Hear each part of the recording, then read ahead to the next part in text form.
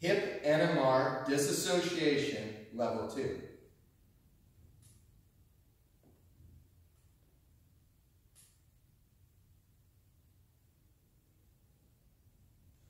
So with this level of hip neuromuscular retraining disassociation level 2, what you want to do is get a support structure. So in this case we're using a table, but you could use like a barbell.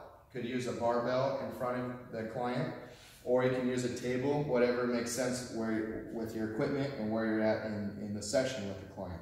So what I want you to do is you're going to have the client bend the knee to about 10 degrees, just like in hip NMR dissociation level 1.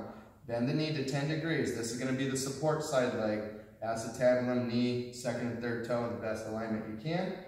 Pelvis stays in neutral pelvic position. Spine stays ideally aligned, no excessive thoracolumbar extension. Somewhat keep the anterior rib cage down with thoracic extension. Then go ahead and lift this leg. So the side that's, So in this exercise, you're going to be able to support with the non-support leg. So the non-support, so ipsilaterally with the arm here, she's going to be able to support, do the lack of support of the leg. So go ahead and bend over. So when she goes into the eccentric action, she can support from the table. But when she comes in concentric action, she's not going to help with the table. She's just going to use the hip stability and the hamstring. Let's do one more rep. So she can support from the table and come up.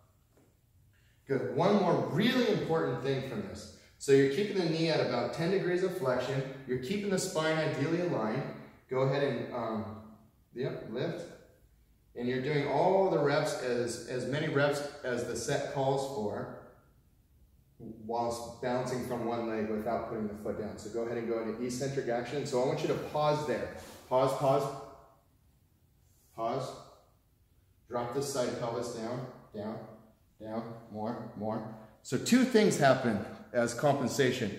One is, as the client goes into eccentric action, they begin to lift this contralateral hip of the support side. Why? Because this muscle is weak and it's starting to try to pull into a short position, and that elevates that contralateral hip. We want that pelvis to stay level, and we want this femur, come up with your back a little bit, come up with your back. We want the femur to stay in line with the spine. Drop this side pelvis.